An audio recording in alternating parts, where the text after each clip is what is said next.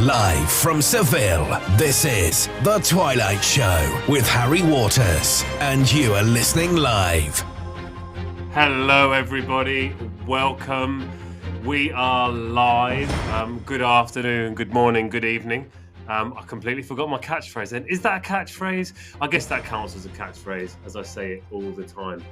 I hope you liked my new intro music and the new rugged sounding "Welcome to Harry Waters' Twilight Show." Sounded pretty cool to me. Teachers Talk There you Radio.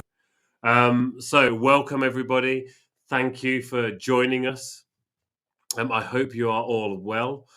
What has happened since last week? Well, I had a great class today. I had a great class with my young uns today. It was a super fun class. It was very active, lots of jumping around, which is always the key to a fun class. And so that was really good. And other than that, I've been busy on a few projects, as I mentioned last week. It's been kind of crazy. And you know, when you have those days or those weeks when you don't really quite do enough. Well, I've had one of those. I haven't really done quite enough yet this week. I can see that my guest has just joined us in the studio, which is lovely. I can also see him on Zoom, which is, my pleasure and fantastic. I am going to put him on mute just for now before we head off for the news and stuff, just in case he does a really loud sneeze or something like that and interrupts this incredibly important start to the show. So I will put him on mute, but I am going to say, because I didn't tell him beforehand, when we come back from the news and I bring him in, he will have to unmute himself because for some reason the radio platform doesn't let us unmute people. But who knows why? I don't know why. Nobody knows why. But that was my discreet way of telling him that that's what he needed to do. And I was very discreet in doing it. I'm sure you understand. So, as I mentioned, I'm working on a few projects at the moment. I'm working on one which is a training course for the British Council, which is a lot of fun, really interesting, something I'm really keen on.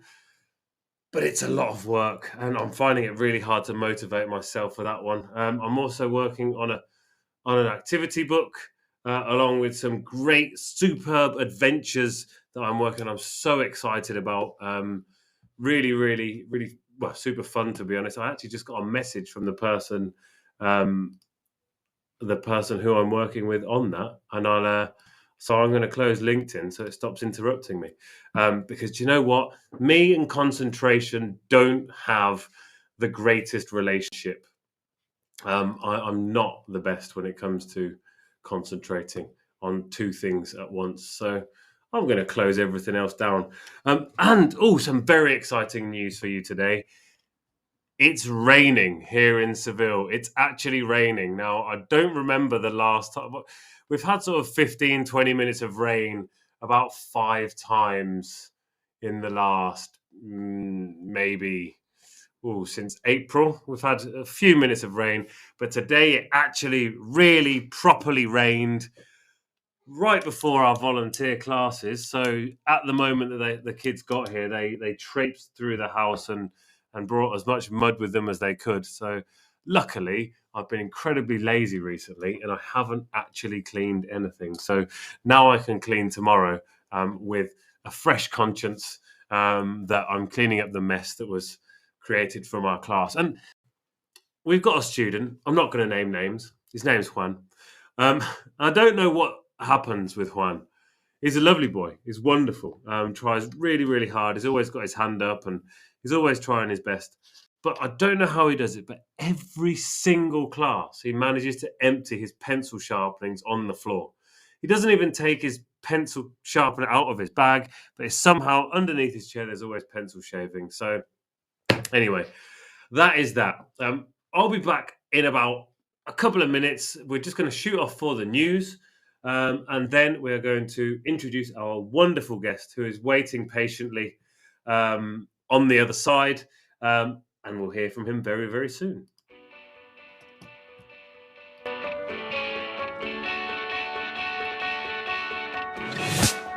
This episode of Teachers Talk Radio has been made possible with support from Witherslack Group, the UK's leading provider of SEN education and care. They're here to support you too through an ever-growing offer of free resources, including webinars, podcasts, articles, and events aimed at supporting teaching professionals like you. Visit their website at www.witherslackgroup.co.uk to find out more. If you're listening to this, then we know we share one thing in common: a passion for the type of outstanding education that every child deserves. That's what makes us the leading provider of specialist education and care. We need people like you to help us achieve even more. With us, you'll be given all the resources and support you need, offered a clear path to career progression, and be rewarded with some of the best salaries and benefits the industry has to offer. We are Witherslack Group. If you'd like to find out more, we'd love to hear from you. Visit www.witherslackgroup.co.uk/careers and be part of our future. This is Teachers Talk Radio, and this is Teachers Talk Radio News.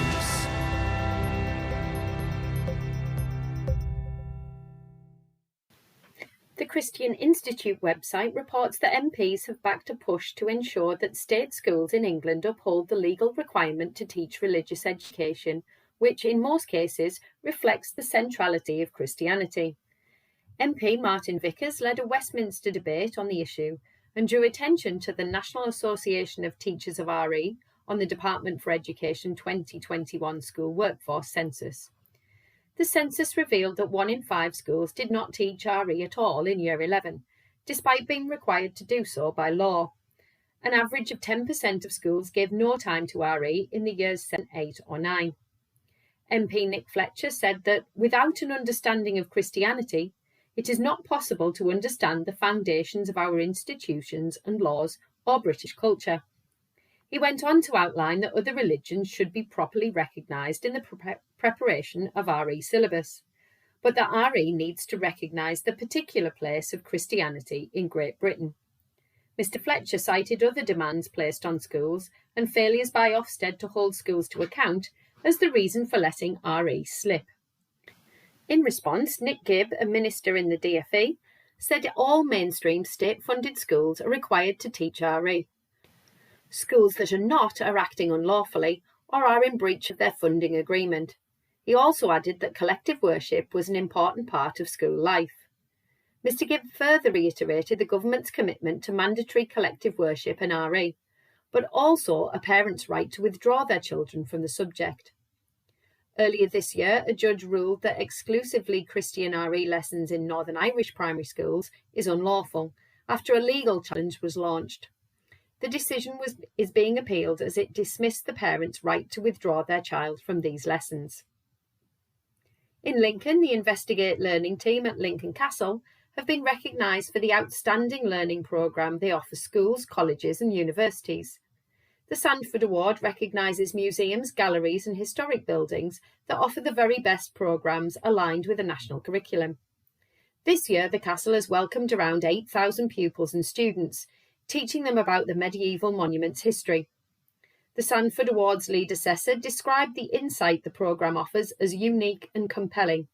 The programme covers a series of locally and nationally significant history, ranging from the medieval world and Magna Carta to the treatment of prisoners in Victorian England, bringing it vividly to life in a way that resonates with learners.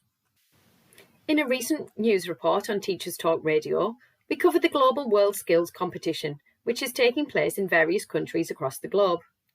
This past week, the UK was hosting for the first time in over 10 years. Competitors have travelled from around the world to compete in aircraft maintenance and manufacturing in Cardiff and Wrexham. Finalists had the opportunity to visit various places of interest in the local areas, including countryside, museums and an old coal mine. These young competitors have been training for the last 3 years to win medals and showing off their skills. The UK entrants feature homegrown Welsh talent, with George Denman from Swansea telling FE Week how he hopes competing in world skills will be a huge boost to his career, because it teaches key skills like coping under pressure, working as a team and time management. Finally, New research reveals the impact of accent on social mobility. The latest report from Accent Bias in Britain project, led by Queen Mary University London's Professor Devyana Sharma, reveals that more than a quarter of senior professionals from working class backgrounds have been singled out in the workplace for their accent. The project examines the impact that someone's accent has on their journey through education and into the workplace. Professor Sharma says the research shows that accent-based discrimination actively disadvantages certain groups at key points. This creates a negative cycle reinforcing anxiety and marginalisation. The report recommends that action should be taken to diversify the workplace to ensure a range of accents is prevalent in organisations. Further details of the report can be found on the Queen Mary University of London website. This has been your Teachers Talk Radio News with Joe Fox. We are back, and I'm going to ask Ed to unmute himself, if that's possible, so we can bring him in and say hello. So my guest today is Edd Moore, who is an award-winning eco ambassador. He's a primary teacher and also a generally all-round great guy. So hi there, Ed. Hi, Harry. How are you? I'm very well, thanks. Now, before we get into your journey to where you are and how you've got there, I just want to pick up on something on the news there that has left me bewildered, we might say, and that was the part about RE. Now, I understand that there is a need to teach RE in schools. I think it's wonderful that there should be religion taught, and it should be almost like a history, as it were. Learning about all of the different religions there are, so then you can choose your favorite or not choose any. But this idea that there has to be the central theme of Christianity to understand the UK, and it's really upsetting because it's something we have here in Spain in religion classes. It's Catholicism, and you have the option to take your kid out of it absolutely 100%. But I don't know. What's your opinion on RE being absolutely a legal requirement? I think it's important, for children and young people to understand diversity, to understand, what their religion might be. I think if we teach them different religions, then they have an opportunity to choose what they feel is the right religion for them, rather than, always teaching them about Christianity. It's nice to know about other religions that are out there and that they can experience, and also experience from other children within their class. Because in our school we've got different religions, different ethnicities, children from different countries, and and it's nice to to understand their way of life, and their way of life, and how they go about celebrating different festivals within their families.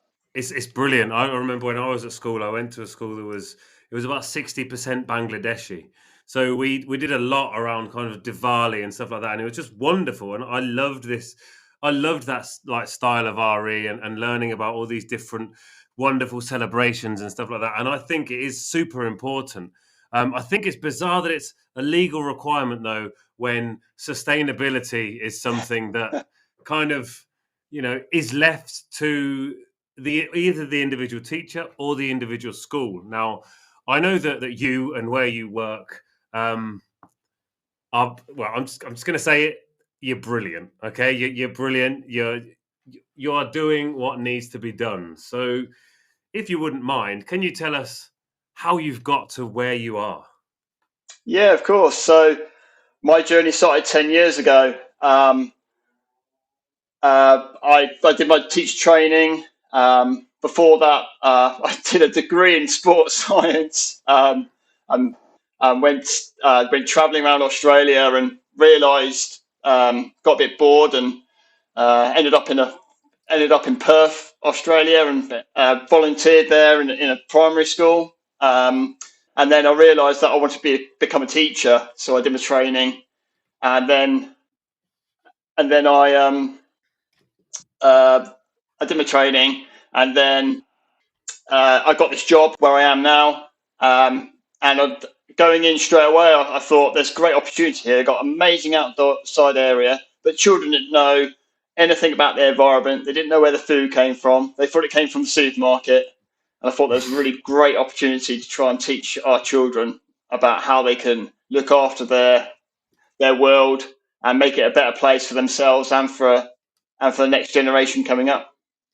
Exactly. It's something that, I don't know, it feels almost like a responsibility as a teacher, as a parent myself as well, that it's that connecting with nature and that connecting with the earth, as it were, is such an important first step when it comes to sustainability, and that idea of where food comes from. It is just the auto thought is it's from the supermarket, and even you can sometimes get down to the different animals and particularly primary kids, they'll understand it and they'll look at it and they'll think, okay, well, the beef burger, well, that's obviously come from a cow. But until they actually visualize it and see it, the link just isn't really there, is it?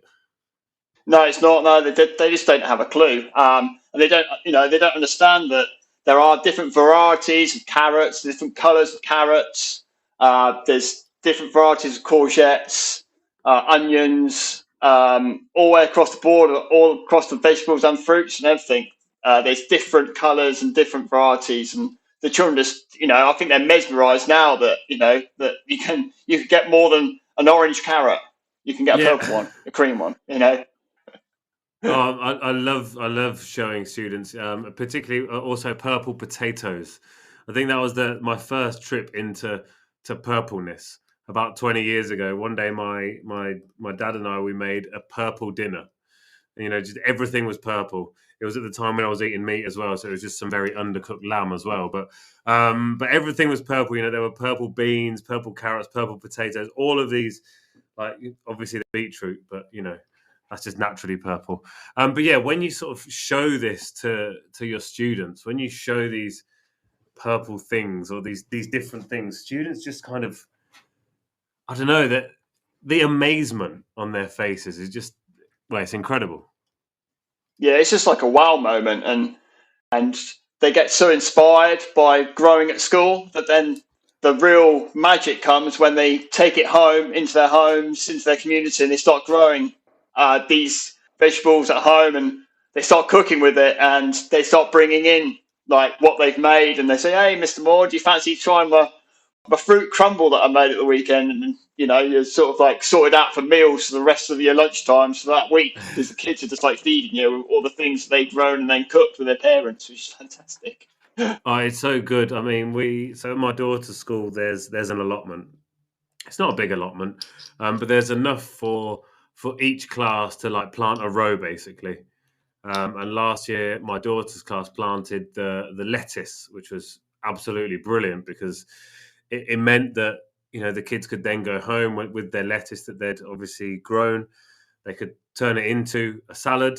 They all took pictures of the salads that they had. There was a competition to see who could get the most colours in the salad. But then they could propagate and regrow the lettuce from there. So there were only a couple of them that did it. But it's not actually that easy to grow things in quite a few places here. There's not that many gardens and stuff. So but it was great to see the kind of instant passion for it, because it's not easy to get kids eating vegetables. No, it's not. No, they don't want that. They'd rather eat sweets and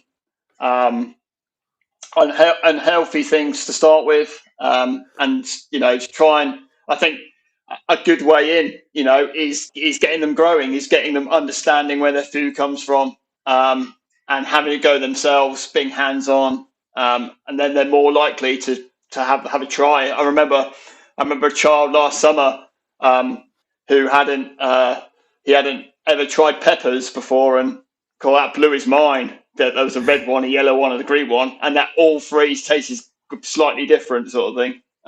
So yeah, it's things like that, isn't it? Yeah, and it is incredible. Now there is one of the things that I often get people asking me when I talk about that and talking about going out and growing things, and parents ask me and teachers ask me, but how do you assess that? And it's like, well, I don't assess that, because that's not it. Not everything needs to be examined. Not everything needs to be assessed. So I just like to see people connecting with the earth and trying new things. Yeah, I totally agree. And children get so much from just going outside, experiencing nature, learning about the garden, the beasts, the birds around them. It brings some children really out of themselves. There's quiet children that don't say anything. They suddenly then find their place and in the world. They've realised that nature and the environment is what their passion is, and that's fantastic. Yeah, and even those who maybe aren't necessarily suddenly passionate about it, the others, the kind of the hangers on, as it were, it still kind of awakens things within them that, okay, maybe they're not going to go out, they're not going to want to become change makers in the world, but the difference they do make won't be a negative one. They won't have a negative impact on the planet. The amount of students that I've seen that have at least significantly reduced their animal intake since learning about the damage basically that's caused by agriculture is phenomenal. And it's not make everybody a militant vegan, because not everybody wants to be a militant vegan, and that's fine. I can understand that. You can eat meat if you want to, but the amount of people that realize and kind of think, okay, maybe I'm just not going to eat beef anymore. And here in Spain, we're in the middle of a drought, as we often are. As I mentioned, it did rain today, so everyone's probably going to think, yeah, it's solved now. But the advice is always the same, the typical advice, and this is something that has really irked me recently. And it's, turn off your tap when you brush your teeth. Don't use your hose pipe. Those kind of, take shorter showers, those kind of things, which good advice. Don't get me wrong. I think these are things that absolutely everybody should do. But when you look at, okay, if you eat a beef burger, that's going to use 2,400 litres of water to get that beef burger on your table. When you brush your teeth, it's about 15 litres. So, there's quite a huge difference there. That's about 6 months worth of teeth brushing to one beef burger. But the advice is always the same, and it's always like on the individual to reduce that. And I think now what I like to do myself, and I'm sure you're very similar, that when you have these ideas with your students, these eco moments, it awakens that mindset within them. Yeah, definitely. I think it really pushes home to children and young people. Little. That if they just take little steps, that makes a big difference. Making one change in their life, whether that is giving up beef, but they're still eating chicken. That still makes a difference on their carbon footprint, which then helps, climate change that we're seeing all around us. You've got a drought problem.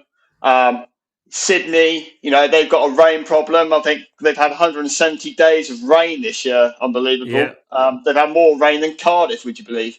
Well, my brother lives in Australia, and I saw him recently, and he said that, they'd had 2.5 meters of rain this year. And it's just like an amount that you can't even fathom, especially considering 3 years ago they were in the midst of massive forest fires. It's suddenly you see, climate change is very obviously happening, and if we can do those small things, then it will make a massive difference eventually. And changing our students' mindsets is super important. Now, I'd like to ask you, I've seen that you are a national award-winning eco coordinator. Okay, sorry, I had to bring it up. There's if I've got an award winner here, I'd like you to talk about that award if possible. Okay. There are many. We've won. I've led my school to plastic-free schools champion surf against sewage. Jane Goodall Roots and Shoots. Educational Institution of the Year, and Eco Schools Primary Eco School of the Year. Huge accolades. amazing achievements by myself and the school. Without the children leading these initiatives, these campaigns, then these awards wouldn't have happened.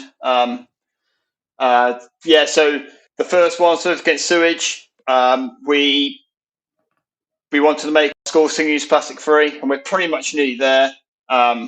Children wrote letters to the businesses that we work with, asking them to remove or reduce their single-use plastic. We worked with the parents to reduce the plastic within their lunch boxes, so we had a waste-free lunchbox. All the children within our school got a reusable water bottle, and the staff got a reusable cup and water bottle too. And then it went even further, because then after helping the school, they wanted to make the town single-use plastic free, and they gave up their weekends, after school holidays, to go around all these businesses giving little pitches to say, look, you need to be giving up this single-use plastic for XYZ, and will you remove your single-use plastic or final alternative? And I think to this date we've got about 102 businesses signed up, and there's just under 300. So they're doing quite well. They're doing good, very well. That's pretty good. Now, what I love that you said there, and it's absolutely key to any green leader, as it were, and this is that it's student led. Yes, you're there to help, you're there to guide, of course. These are kids, they don't know everything, but it is them going out there and doing the work. Now, I've been a part of Kids Against Plastic, which is a charity that I'm sure you've heard of in the UK. My daughter's a member of the club. I'm a trustee for the charity, and watching these incredible humans, these young people from across the world, starting these initiatives in their schools and so on, because it's rare that a school would have, a leader like yourself to be there to push that change, to be the guiding light within the school to kind of help people get there. And what I've seen from these people is it's the students that are out there that are doing that are trying to be the leaders. And what we need as teachers are more people like yourself to be there, to be the guide, to provide support. Yeah, I totally agree. And part of the problem, I feel that it's like in England, it's like a token gesture. You're an eco coordinator, and it's a token gesture. You're not giving any time. You're not giving any extra money. But it's really important. The government's brought out this strategy in April that all schools need to be zero carbon by 2030. They need to be single-use plastic free by 2025. Even though they said, a few years ago it had to be 2022, but we'll shift it on 3 more years to 2025. Why not? It probably shifted on another 3 years as well, because actually there's no help, there's no support. But it's really important. It's really important that all schools will be doing this. And if it is really important, then schools need to have the money. They need to have the funding to do it. They need to have an eco lead that is rewarded for what they do. They need to have time to do it. And there needs to be initiatives like Kids Against Plastic. Great girls, Amy and Ella Meek. They got a great platform, and they got a great program in Plastic Clever Schools. Why isn't that then used by the government to say, look, this is a fantastic program. It will help schools become single-use plastic free, and we're going to join forces with Kids Against Plastic, and we want every school to lead and run through this program, and you can become a part of Cat Club and the rest of all the things that they do. Surely, something like that would then entice and inspire schools then to think, wow, we've got fantastic resources. Why don't we just do this? Exactly that. And it's baffling because they met with the education minister last year, so there's no knowing who that was actually, because that changes every 7 minutes at the moment, doesn't it? So, they actually met with them, and they said, you said that we needed to be plastic free by 2022. It's like, well, that wasn't actually me that said that. Of course, that was somebody else who said that. So that whole shift, like passing the buck thing, it's remarkable. It's incredible that I don't know, the arrogance that they have to set these targets and then not provide any support. And I love what you say there, the Plastic Clever Schools thing. It's such a wonderful resource that I have actually adapted into an ELT version as well. So for any schools listening abroad, you can take part yourself as well. It is available for anybody across the globe to do it. I've seen that Hamed is here. So hi there, Hamed. I've only just noticed that I've only just looked at the Podbean platform. Hamed's a future guest as well there. Sorry. So yeah, as you mentioned, why aren't these ideas getting the support from the government? If the government are the people out there saying this needs to be done, but then, I mean, what governmental training did you receive for your position? Out of curiosity. Nothing. I literally taught it myself. I literally taught it to myself on the job. I've hardly had any, training, gone to any workshops, any conferences. I've literally just learned it on the job through the 10 years that I've been doing this. Yeah. And now you help other people. Now, I think I came across you on LinkedIn. I probably came across you on LinkedIn. And you provide such wonderful content on there. It's amazing. Anybody who is listening, definitely jump in and follow or connect with Edd, because the amount of brilliant articles that he's posted and shared and just ideas that he comes up with they're just spectacular, to be honest, mate. They're really good. I think I'll probably read one thing that you post maybe every other day. You're definitely very high on my feed. Like, the algorithm knows that I like you. So yeah, it's high up there. So yeah, how else can people see you or follow you? Is there anywhere else that you can be followed? So I've started doing some sort of podcasts called Get to Net Zero with Edd Moore. You can find me on Facebook. And I'm doing that with a company called Learn to Play Nexus. They invented the first refill glue stick. They did. I was trying to speak to them to get them to come and do a talk on the show. Brilliant! It's incredible. Yeah, I'll introduce you. I'll sort that out. Don't worry about that. I was introduced through Kids Against Plastic, and we were going to do a giveaway at the start of the year, and then you know how things happen. I spoke to one person and then another person, and then I kind of semi-forgot about it. So I now need to remember that. That's a brilliant reminder. Those glue sticks are so cool, by the way. Like, what a brilliant idea. Yeah, just absolutely genius. And the fact that they actually work as well. They actually stick. They stick the first time, not the third time. There's no glump and bumps. They glide on the page. There's 3 different glue sticks that you can have. You can have the clear stick, which actually sticks anything like leaves and your wood and everything together. It's unreal. And then you got your clear stick. You got your quick stick, which is like your white stick, which is really good. And then you got your blue stick for your young, your 3, 4, 5-year-olds that they don't know how much to put on, but then it dries clear, sort of thing.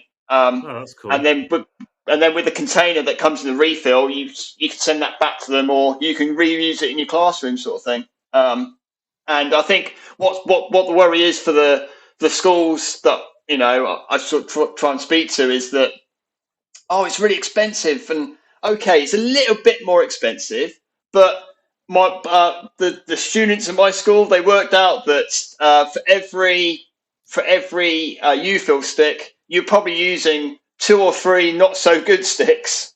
So by doing that, you're saving money there. You're saving about 50, 60 pence, UK money per glue stick. So it's a win-win, and you're saving the environment as well, because it's not it's not going to landfill. Because my last point on this is that there's lots of manufactured glue sticks, so they're saying that their glue sticks can be recycled, and they can't. we've done a bit of a survey at my school, and we phoned up some county councils, and they said, "Don't do it, Mr. Moore. Just don't do it. You're contaminating the recycle system," which means then that whole lot that would have been recycled this literally gets incinerated or goes to landfill. So all those naughty glue sticks out there, you're greenwashing. You're not telling the truth. Yeah, I mean, I bet that there's a part of it that could probably be recycled if it was thoroughly cleaned and placed. Yeah. But it drives me absolutely bananas, the amount of greenwashing out there. Now, I want to switch over to that now, but you do it before in a moment. But first, your podcast that you do with Nexus Play Learn, right? And it's available. It's called Get to Net Zero with Edd Moore. And we can find it over on Facebook. Am I right? Yeah, that's right. Yeah, every month we did one yesterday, but yeah, every month we'll do a different topic. And if you want to suggest what we do, then yeah, please just get in contact, and we'll make sure we fill your area for you. Amazing. Now I want to talk about greenwashing. It's for me, it's one of the best topics to do with students. I know that certainly with my daughter and particularly with slightly older students, maybe higher up primary, maybe like the last couple of years of primary, it's a bit easier. But I like to just spot the greenwashing. The problem is it's just a bit too easy now, because almost everything we see has, you'll walk past Primark, for example, not to name names, but, Primark are awful, or any other fast food outlet. And it will be plastered everywhere that, they are saving the planet, or they're using something sustainable, or they're using recycled this, or they're using... And it's, to you or me, it's very obvious greenwashing. To a lot of other people, but how can we make it obvious to our students that this is greenwashing? Yeah, I think it just needs to be taught. I think we need to be honest with them, giving examples. Primar is a classic example. H&M as well. I think they got fined for their adverts that they've been putting out about how sustainable their clothes are. I think it needs to be taught. It needs to be taught, in the classroom about all these labels that are greenwashing, and really simplify it of what they need to be doing. What could they do to help stop the greenwashing?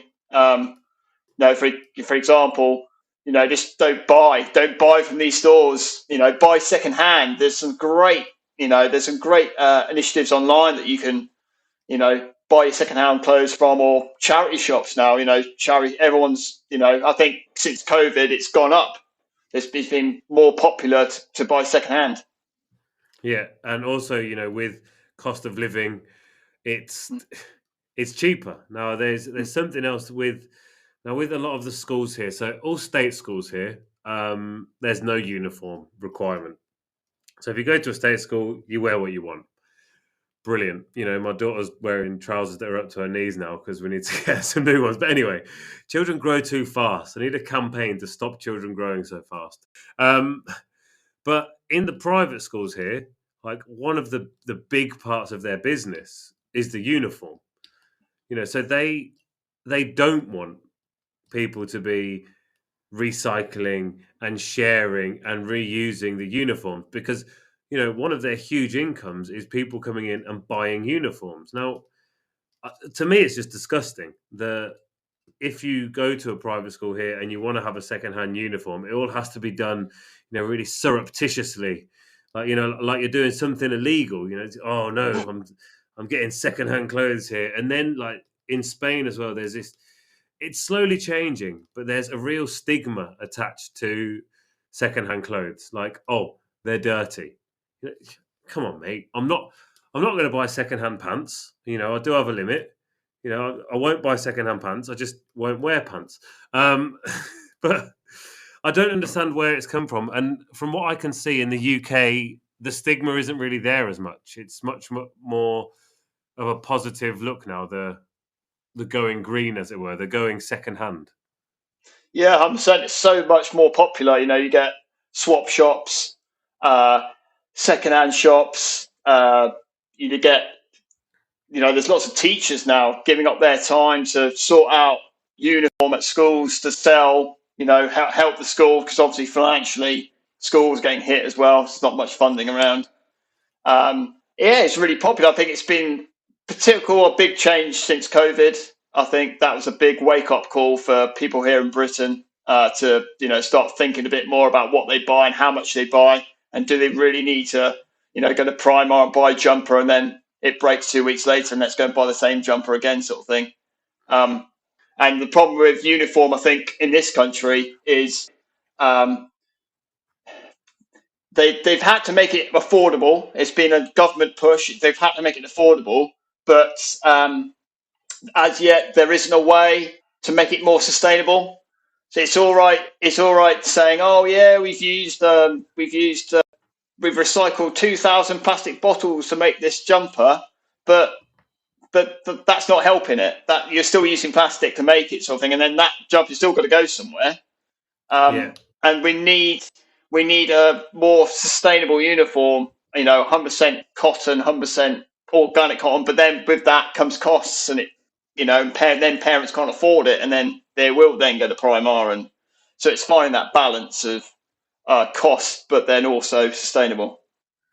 And yeah, the thing with these kind of plastic uniforms as well is every time you wash it, it goes straight into the water system, like 700,000 microplastics every time. Now, I know there are filters available, like Gulp. There's a new filter that's come out from Matter. They're just releasing a Kickstarter for, but these filters cost 200 and something quid, which is brilliant. Like it's Dyson level technology kind of thing. The guy who created it used to work for Dyson, and it's amazing. But who can afford 200 quid for a filter?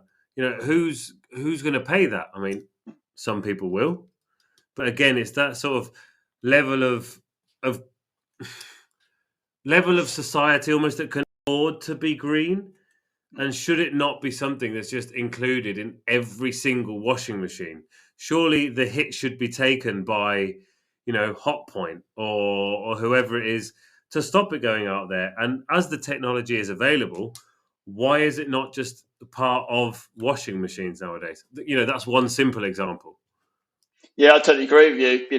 Isn't it about time that a big manufacturer decided, right, we're just going to go all out? We might lose, a couple of 100,000, but in the long run, we're going to gain an awful lot, and lots of people, will then buy our washing machines, and we might need to slash the price a bit to make it affordable for everybody. But what a great idea, and that's sort of the way of thinking that manufacturers need to go towards. The whole circular economy. How can we reuse our washing machines, our dishwashers, our TVs? People are going out and ditching their 39-inch TV, and then they're buying a 55, and then you're thinking, like, should we be, in the long run, are more people going to be renting their TVs and everything else? Do you think that's a good way forwards?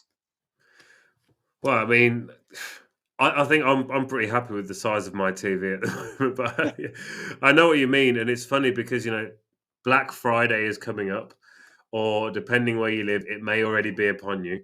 I know here in Spain, November has basically become the month of Black Friday, and you'll see people going to the supermarket, and they'll be wheeling out 3 or 4 50-inch TVs because they're saving so much money on them, and it's like, you're not actually saving any money on them. You're spending money. Who needs 3 50-odd inch TVs? Nobody needs that. Oh, but then I can sell it on in future. You won't make any money out of it, mate. And it's just an unnecessary waste of materials. So, this is a mindset that it's hard to change in adults here in Spain or in general. People want more stuff, but it's a brilliant place to start in our kids, in our students. So I'd like to know, what are your top 3 or 4 tips to starting your school to being greener? What are your top I- three? So as you say, there are eco ambassadors in loads of schools that are there to be there because they have to be. But what would be your tips to help them? Well, obviously, I need, I have a group. I'll do an audit. Do an audit of your school. Do an audit of everything that you do. Go walk around, celebrate the highs, celebrate the fantastic work you're doing. Because obviously, you're doing an awful lot, and you probably don't realise it. And it's always nice to just do a walk around your school and celebrate the highs, but then have a look at all the things that you're not doing, and then you can put that into an action plan and have targets throughout the year of what you want to meet, sort of thing. And always stick to like one campaign. Don't try and do 2 or 3 and spin too many plates. Stick on one and do it 110% all in. And try and choose something that's really going to galvanise the community to get them on board as well. Then you get lots of support, and you might even get some funding from them too. So the plastic for me is an obvious place to start. Yeah, litter, single-use plastic. And carry on the campaign, and don't take no for an answer. If you've got a true passion and you solely believe in what you're doing, and you want to make your town, your school better by reducing the litter, reducing the single-use plastic, and people are saying no, you don't take no for an answer. You do got to keep on persevering, keep on saying those letters, keep on phoning people up. I could give a good example. We wanted our fruit. Well, our fruit came in these plastic bags, and they came in the cardboard box. And for 12 months, back and forth, no, not doing it. Okay, do you want to speak to Louis? He's 9 years old. He's really passionate about single-use plastic. He doesn't want his marine animals that he likes to be killed. So do you want to speak to him? Louis, off you go. Told the manager what he thought, and then eventually, I think we got to a point where we just weared the manager down. So we got to a point where I'm just sick and tired of it, Ed, to be honest. I'm sick and tired of hearing your children phoning me up, writing me letters. You can have your fruit in cardboard boxes, but it took 12 months. But, persevere. Exactly. I think this, in terms of campaigns to start with, I think, plastic is a very obvious campaign to start with. It's something that's around us. It's everywhere. And everybody loves a litter pick. Everybody loves a litter pick. It doesn't solve a plastic problem in any way, shape or form. But again, it's that mindset thing. And whenever I go on a litter pick, whoever I'm with, I always, I do the same spiel every time. I'll pick up a bottle and I say, where did this bottle come from? And the students will be like, well, from Dia, which is a supermarket. I say, yeah, where did it come from before that? And I say, from Coca-Cola. Yeah. And where did it come from before that? And then they kind of start looking at you and they're like, I don't know. So, you explain how plastic bottles are made and so on and so forth. And then you say, but where's it going to go after this? And they say, well, it's going to be on the floor or in the bin. And I was like, okay, and where's it going to go after the bin? Well, I don't know. So you explain it might go to landfill. It might even be recycled. So you explain that to them, and you say, well, so it's going to go to landfill, cool. And then where's it going to go after that? They just look at you like, I don't know. You say, well, this is probably going to be around for 400 plus years, and their face when they suddenly realise.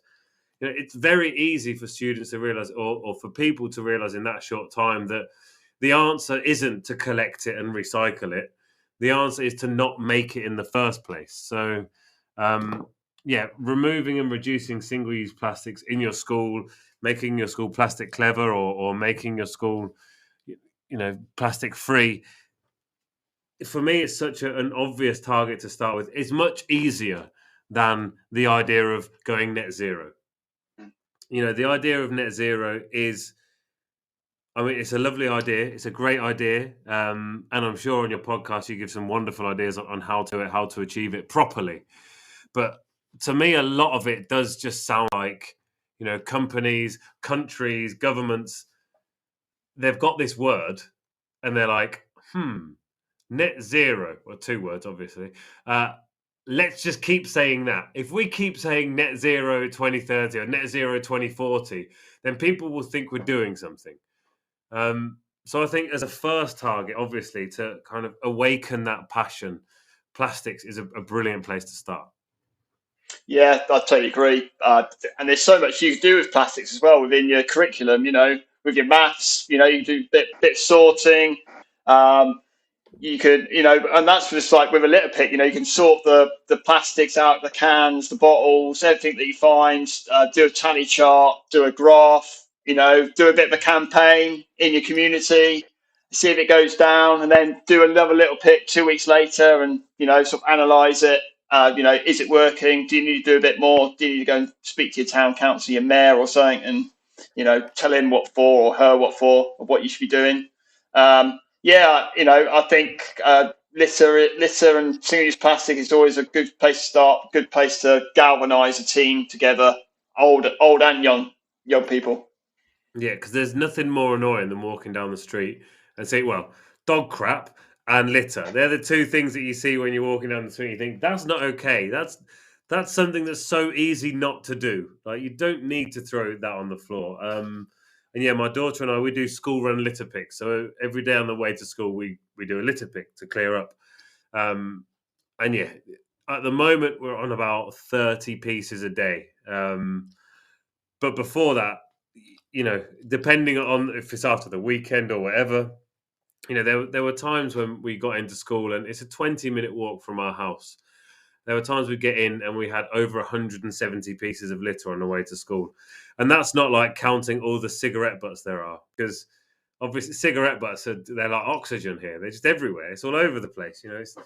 There's thousands of them littering the streets. And yet things like that are places that we can start these campaigns with our students. And when you have a 7, 8, 9-year-old saying, if you want to smoke, fine, smoke, but come on, don't throw it on the floor. Like, is there any need to throw it on the floor? No, put it somewhere else, bin your butts or whatever.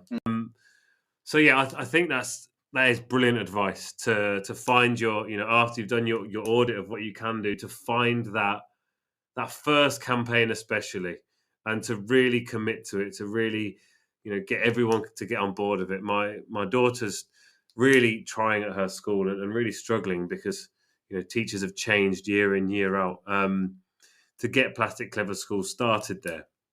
Now we do have it translated into Spanish and we do have it as well. But the head teacher is somewhat resistant. He's very, very, very old school. For example, they have an allotment, but there's a hose pipe ban. But he was saying, it's fine. Nobody will know if we water the plants. It's like, dude, you're the head teacher of a primary school. You cannot encourage doing those things. You need to be, an example. So, yeah, if you have a head teacher like that, it makes things fairly tricky. But we will keep going at it. We will be persistent, as will my daughter. So be persistent, have your campaign. What else can people do to have a green school? Involve the community.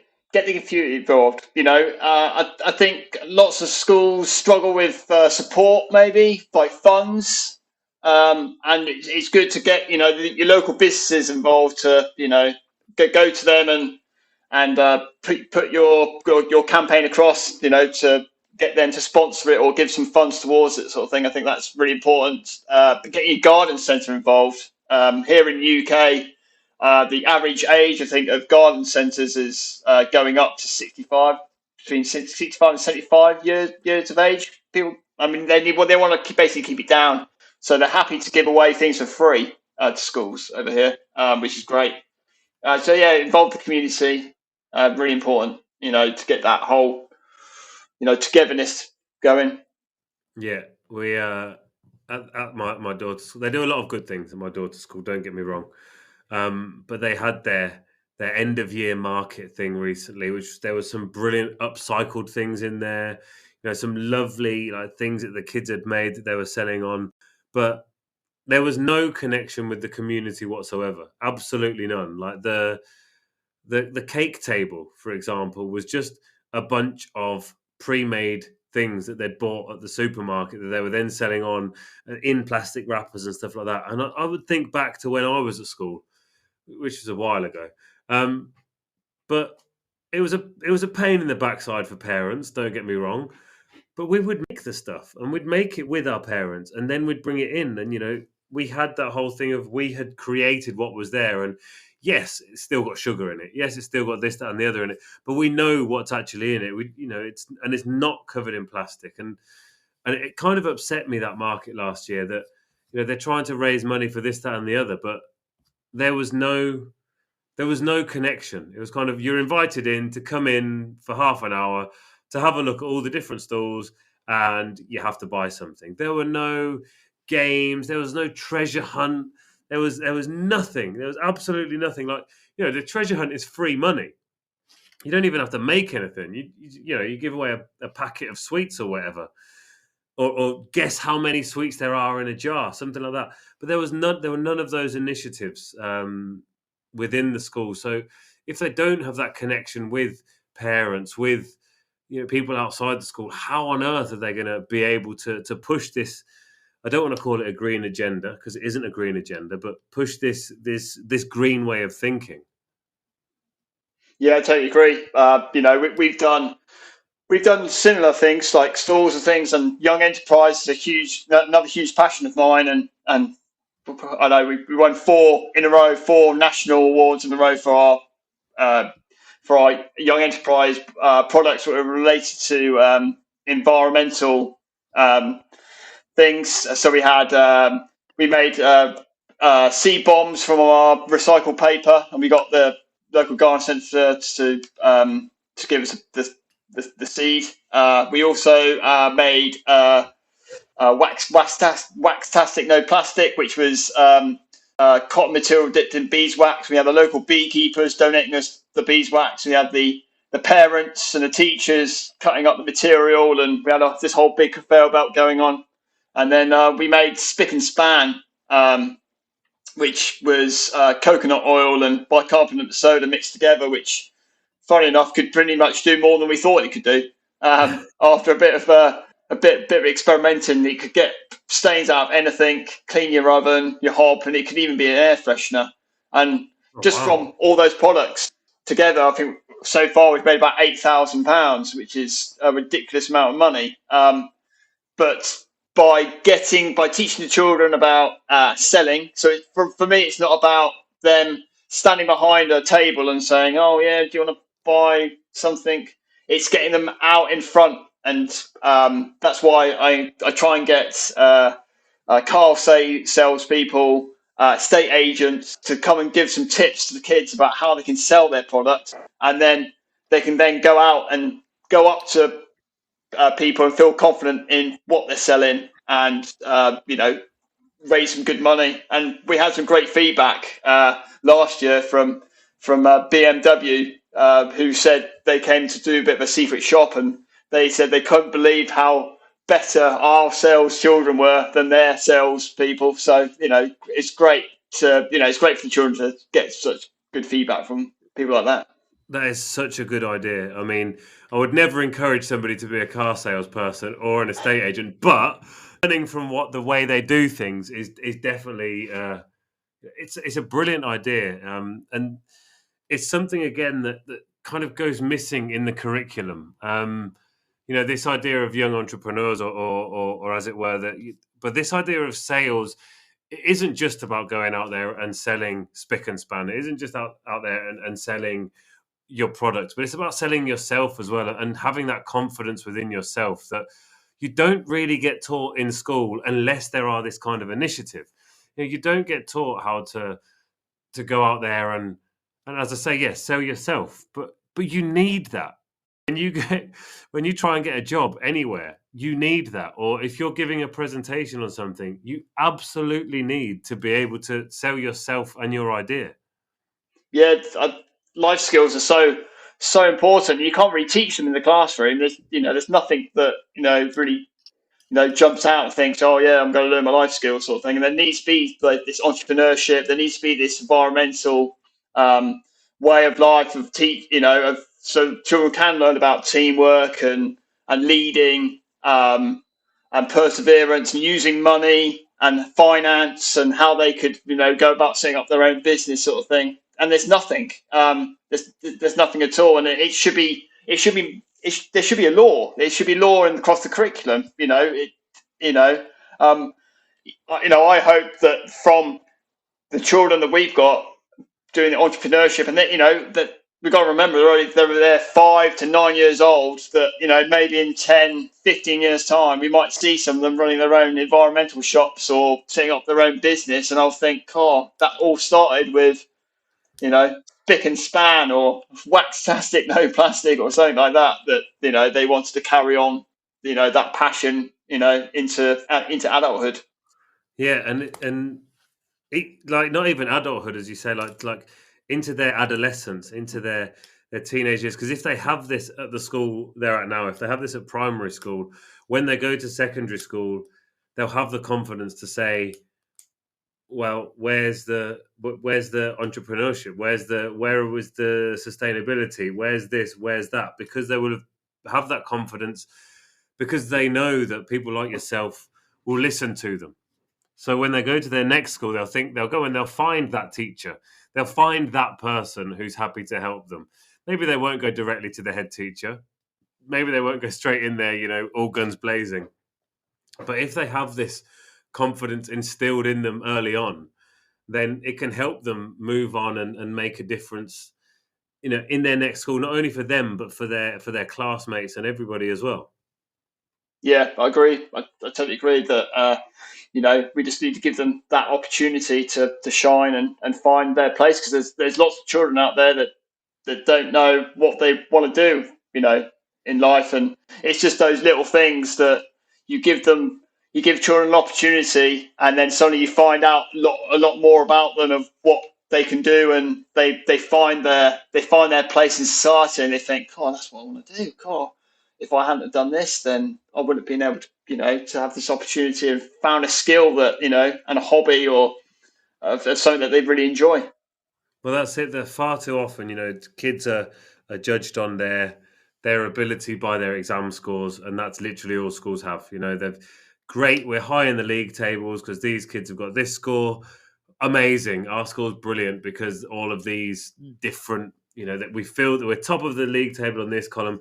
But then you got Pete, who didn't do well in his exams, and everyone thinks, well, Pete's a bit thick, isn't he? Because he didn't do very well in his exams. But perhaps if Pete had somebody put their arm around him and guide him towards entrepreneurship or something like that, maybe he has that spark. Maybe that Pete's going to then go on and become a construction magnate. Nobody knows what's going to happen with Pete, because he gets discarded so early on in his school career and doesn't have the opportunity to discover that other passion. And far too often, kids, particularly primary kids, will just believe that they're stupid because they don't do very well in exams. And there might be a lot of reasons for it. Some people just aren't academic. Some people are I'm going to be careful with my wording here, but are wired differently. I don't want to say it sounds like bad in any way, but there is a huge range of neurodiversity in our schools. Now, not everybody's going to be great doing exams. Not everybody's going to be great as a youth entrepreneur. But if they don't have the chance, then they'll never know. Yeah, I agree. They need that opportunity to thrive in, with as many interests as possible across the whole curriculum. Not just in maths, literacy, but all the other foundation subjects that are on offer. Not everybody is good at exams, like you said. I wasn't at exams. I wasn't. I've had to work really hard just to get those grades to get to university, sort of thing. So so you can become a teacher, sort of thing. But not everybody is wired to doing exams, and there should be an opportunity, like entrepreneurship or a different way to get the grades that isn't doing exams, like more practical. Some children are better at practical things than someone that's good at exams. There should be an opportunity for everybody to shine, but be able to shine in using their own abilities, whether that is exams or doing it practical or finding a different way of showing off what they can do. Yeah, and I'm not saying that we need to scrap exams completely. I think reducing their importance is very important. Is important to reduce the importance of exams, like you say, with practical ideas and stuff like that. Because I wasn't bad at exams. I've got a good memory, so I could study the day before and do all right in exams. But for me, it was all about the presentations and the coursework. That was where I came, into the fore. If I got to do a presentation for something, it was amazing. I knew for certain I'd be getting an A, or however it's graded now. It's changed now, hasn't it? Isn't it numbers now? Numbers, yeah. Yeah. Well, I'd be getting a 1. Is 1 good or is 9 good? Yeah. 1. 1's good. Yeah. Okay, because here in Spain it's the other way around. Here in Spain it's 1 to 10, and 10 is really good and 1 is really bad. So yeah, if I knew as a presentation, I'd be great. I'd be happy. I could go up there and I could do it. But if it was an exam, then I knew I'd have to work so much harder to get the grade that I knew I could possibly get, because there weren't these opportunities of these other opportunities that you present in your school. Now, just one moment. We're going to shoot off for a couple of minutes. We will be back very, very shortly to close out the rest of the show. So stick around. We'll be back very soon.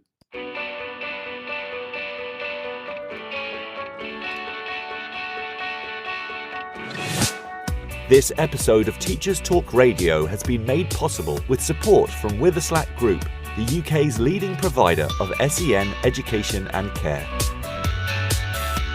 They're here to support you too through an ever-growing offer of free resources, including webinars, podcasts, articles, and events aimed at supporting teaching professionals like you. Visit their website at www.witherslackgroup.co.uk to find out more. If you're listening to this, then we know we share one thing in common: a passion for the type of outstanding education that every child deserves. That's what makes us the leading provider of specialist education and care. We need people like you to help us achieve even more. With us, you'll be given all the resources and support you need, offered a clear path to career progression, and be rewarded with some of the best salaries and benefits the industry has to offer. We are Witherslack Group. If you'd like to find out more, we'd love to hear from you. Visit www.witherslackgroup.co.uk/careers and be part of our future. This is Teachers Talk Radio, and this is Teachers Talk Radio. Oh, my mouse just got absolutely stuck. It wouldn't move. It had disconnected from the Bluetooth and it didn't want to do anything, so I couldn't unmute myself. So, Ed, if you could unmute yourself again, that'd be brilliant. I was just panicking just for a second there, trying to make the mouse work frantically. Technology, you got to love it sometimes, haven't you? I don't know if it was the Bluetooth that was disconnected or the batteries are dying or what it was. I don't know. I need to recharge my batteries, I guess. But don't we all? There's another simple thing we can do with our students is talk about rechargeable batteries. But then, of course, that then has its own environmental impacts in the long run. So, hi there, Ed. Welcome back. Bit of panic there. Don't worry, I had the same problem. Yesterday. I was doing a podcast for somebody else, and literally 2 minutes before we went on live, it went down. The whole thing went down. I had to end up doing it via WhatsApp. They hold help, to their microphone. I was doing it via WhatsApp. Just nightmare. But technology, isn't it? You can't trust it. Oh, you really can't. And there's something about Podbean. Now, I love Teachers Talk Radio. It's amazing. It's a great platform. So many wonderful teachers on here. But Podbean has a mind of its own. So today, as you saw, my audios have worked beautifully. They've worked fine. Last week, I did exactly the same thing and they didn't work. And my another host, Jane, was on this morning and her guest just couldn't join. And it was just like, what is happening to the world? So yeah, Podbean can be a little bit of a it can be interesting to play with anyway. Let's just put it that way. So we were talking about doing different things in school, basically. So, you talked about the entrepreneurship that you've got involved in, and well, you've more than got involved in. Your students have got involved in. How long has that? You said you've won an award for the last 4 years, but how long has that been running? Probably about 4 or 5 years. Yeah, I started it 4 or 5 years ago, but nationally, it's been going for about that certain competition's been going for about 10, 12 years. It's called the Fiver Challenge, and basically within your team, you borrow £5 for each pupil that's in your team, and then that is the money that you start your business with, and then you've got to pay that money back and 10% from the profit that you make. And there's also a tenner challenge for there's a tenner challenge for older children over the age of 11. Oh wow, that's a really cool idea. Like I really like the idea behind it. I'm not a huge fan of economic growth, but I do think it's important that the students have this opportunity to do it. So you started 4 or 5 years ago. Now, I imagine some of the students that did it in the first year have spread their wings, so to say. Or does your school continue into secondary as well, or is it only primary? Yeah, it's only primary. So we stop at 9 years old, and then they go to, it's the old fashioned, it goes to middle school and then high school. Ah, okay. I did that. I did the middle school and then high school. I left in year 4. I didn't know anywhere did that anymore. Huh. Yeah, they did. Yeah, I think we're holding on. I think we're like one of the last councils to hold on to the old fashioned first school, middle school, high school sort of thing. Yeah, I know my old schools have very much changed. The whole system's changed in Northampton, where I'm from. So it is now lower primary and secondary. That's what we call it, isn't it? So there are some of your students that I don't know how big your town is. I don't know if you've bumped into any of them since they've spread their wings, and if you've managed to connect with them again. I'd be really interested to know, how they feel about how that shaped them. So I'm in contact with quite a lot of them. Their parents email me all the time saying, what can their child be doing, in the environmental world to do a campaign or something, because at their school, they're not really interested. The teachers sadly don't want to carry it on. There's other more important things they feel, like we've talked about earlier, grades and statistics and things like that. Grades, absolutely. See, the thing is with middle school as well, I'm sorry to any middle school teachers, like middle school is a wonderful time to be a teacher because there's no high pressure exams. Okay, maybe there's the year 6 SATs. I don't know if they still exist, but there's no GCSEs and A levels are important. They're important exams that you need to do well in. But before that, not really. Now, lower school, you're forming your students. Middle school to me seems like a bit of a free hit. So it's a great place to kind of have these ideas and these entrepreneurial ideas, as it were. Yeah, I totally agree with you. And, they've got a great opportunity because we're setting the foundations in the first schools. We're like literally doing the hard graft, and then we're setting it up for them to carry it on. And there's only, sadly, at the moment, a small pot of children that are carrying it on. And one great person, perhaps you should have on your show, maybe. Her name's Isla Lester. She's 11 years old. She's really passionate. She's been a Campaign Protect Rural England ambassador. She's got her own little radio show in Australia going on. She's sort of famous across the town for what she does. She's in with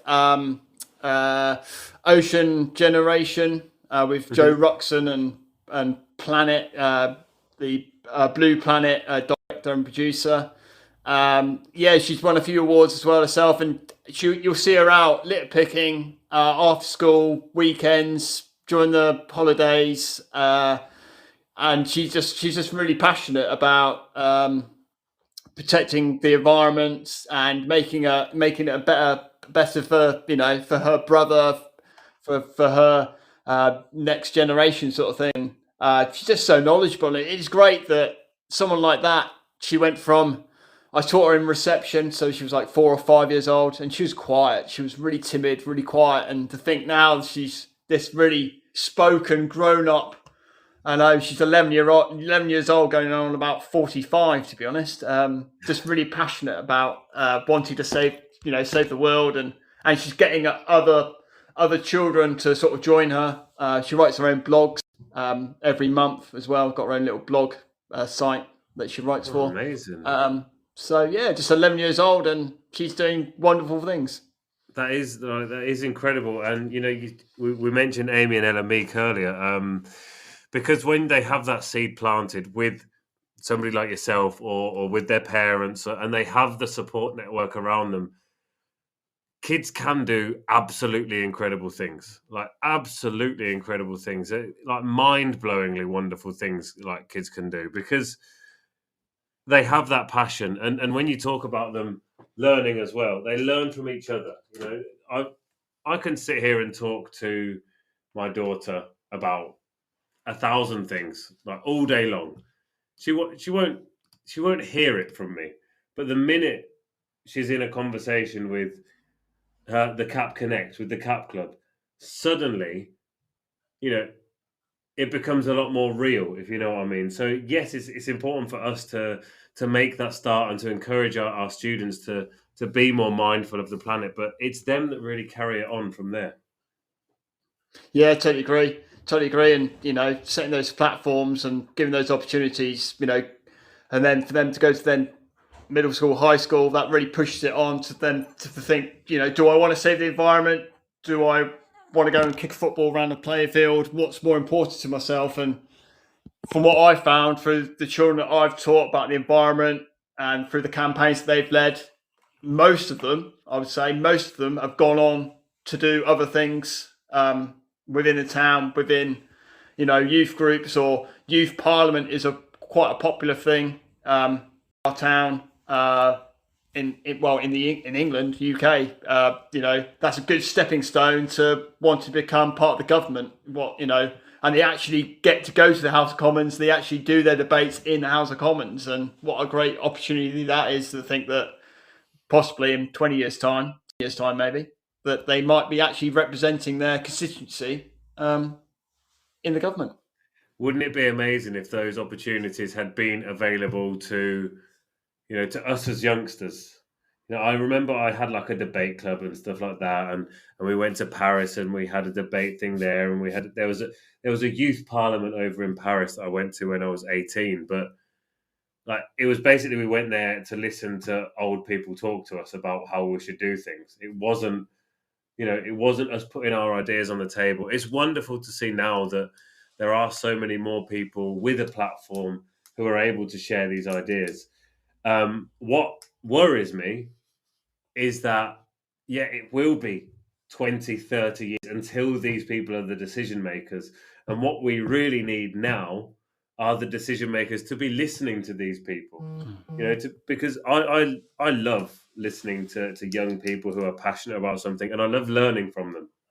As an educator, yes, we want to help people, but we also want to learn ourselves.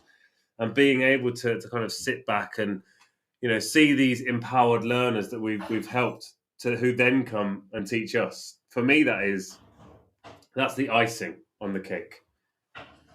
I agree again, and it's just so frustrating at the moment, isn't it? We're at COP27, and we haven't learned anything from COP26. To be honest, nothing's happened. We're just going around in circles. We get to COP28, and there'll still be nothing happening. Which is in Dubai, isn't it? COP28. Yeah, which is in Dubai.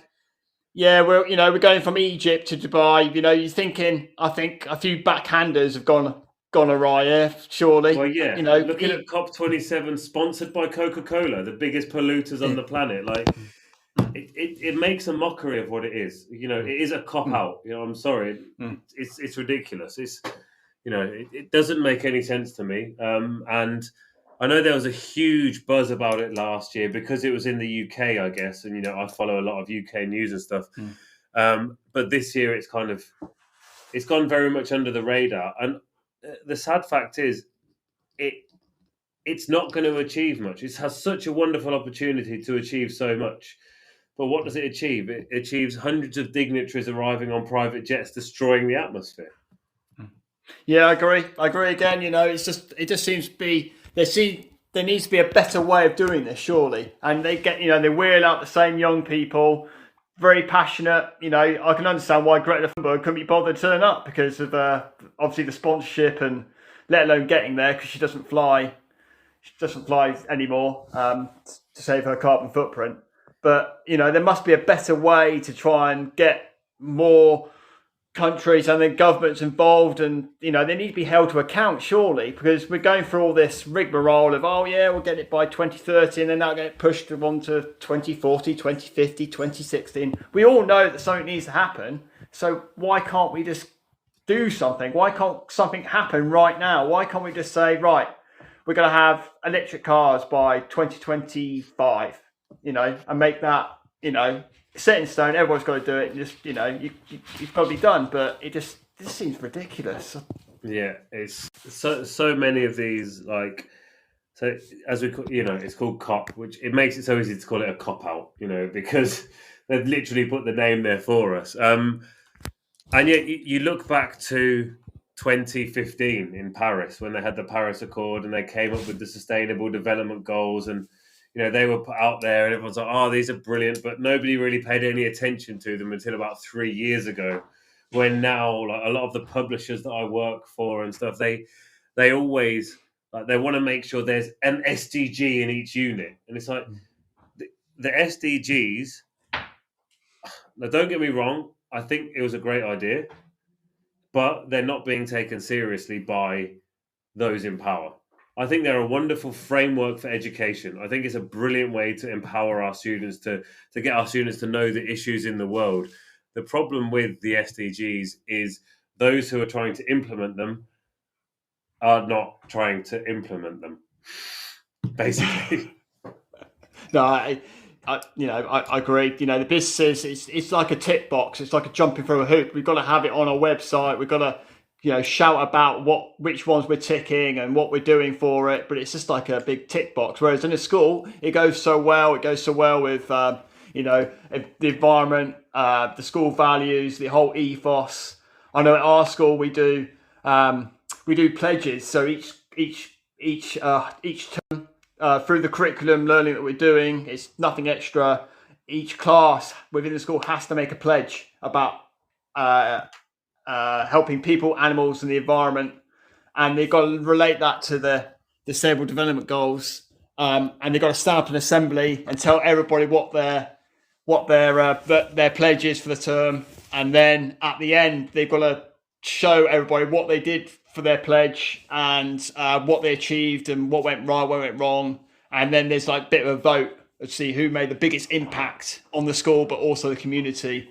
And then the winner gets like an environmental talk or a workshop, or gets a trip out to related to the topic that they're doing. Yeah, as I say, it's something to me that it's incredible for education. It's a wonderful framework for education, particularly for, you know, you look at the gender equality and stuff like that, and you look for these goals in there. It's a great way of raising students' awareness about these topics. But yeah, the issue I have with them is those trying to put them into place. And it just becomes very frustrating. Yeah, it definitely does. And it, you know, I think if they're going to be used properly, then the business need to be held to account. There needs to be like a structure of like what they're, you know, there needs to be evidence of what they're ticking off. And the evidence needs to go to an organisation or something that keeps tabs on what they're doing. And then there's, you know, like a gold emblem or something that who's got every single one within their business, rather than people just making up ridiculous things that they're supposedly doing, but they're obviously not doing. Yeah, Just they to tick need a to box. stand up in assembly. They need to stand up in assembly, say what they're going to do, and at the end, have everyone look at them and go, "Did you actually do that, or did you just like say it as a lie?" Right then, Ed, it has been wonderful speaking to you. I feel I've learned a fair bit already, and I'm going to continue to follow you, and I am going to go and bookmark your podcast as well. So that's going to be my listening, and I will get back in touch with Nexus as well, because you've reminded me that we did want to have them here on Teachers Talk Radio. We did want to have them just to show the great things that they do, and they are doing really great things within an industry where it's difficult to do good things. The stationery industry is not renowned for its sustainability. No, it's not. No, and to have a fantastic product, like they've invented it, no one else has come up with. Not even like those big manufacturer glue stick brands that German make. They haven't even come up with it, let alone thought about stealing the idea. So it has been wonderful, and yeah, as I say, I will be listening more to you in future. So I'm going to say thank you, and I'm going to say goodbye. It's been a pleasure having you on. No, cheers, Harry. No, thanks for the opportunity. I've really enjoyed the chat, and I'll be listening to your podcast from now on. Now I know that what you do and what you say, really exciting, really interesting. So thank you. It's been super fun to have you on, and it's been an absolute pleasure. And I will continue to stalk you on LinkedIn. I mean, follow you on LinkedIn. Definitely not stalk. So thank you so much. I'm going to be away next week, I believe, but I will be back on the 23rd. So thank you very much, everybody, for listening, and I'll see you in a couple of weeks.